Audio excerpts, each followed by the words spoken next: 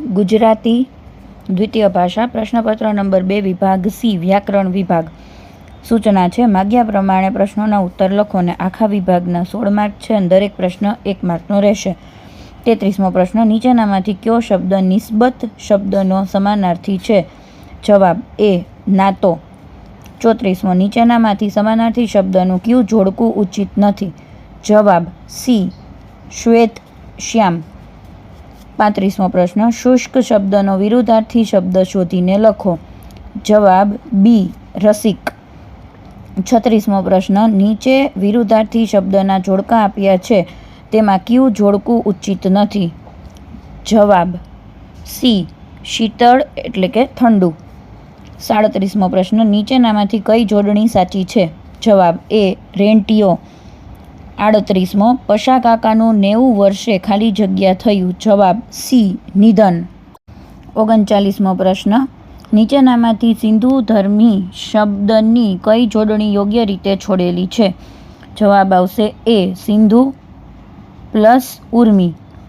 40મો પ્રશ્ન નીચેનામાંથી કયો સમાસ મધ્યમ પદ લોપી છે? જવાબ આવશે એ વરાળ યંત્ર. 41મો પ્રશ્ન મંત્રમુગ્ધ બનવું રૂઢિપ્રયોગનો અર્થ લખો. જવાબ આવશે દંગ થઈ જવું.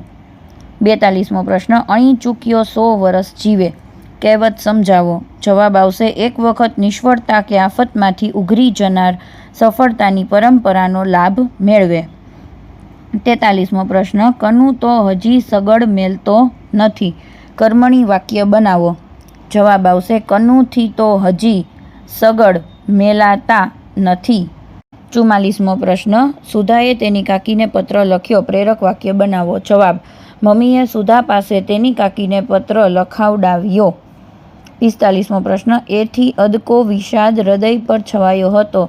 રેખાંકિત છે શબ્દ અદકો. રેખાંકિત વિશેષણનો પ્રકાર જણાવો. જવાબ અદકો એટલે કે માત્રા સૂચક વિશેષણ. 46મો પ્રશ્ન નીચેનામાંથી વિકારી વિશેષણ શોધીને લખો.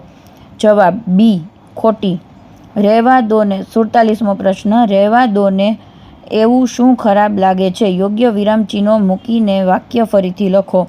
જવાબ આપેલ છે રહેવા દો ને પછી અલ્પવિરામ આવશે અને એવું શું ખરાબ લાગે છે પછી પ્રશ્ન ચિહ્ન આવશે. 48મો પ્રશ્ન કયા વિરામ ચિહ્નો હંમેશા જોડમાં જ વપરાય છે? જવાબ આવશે એ અવતરણ ચિહ્ન.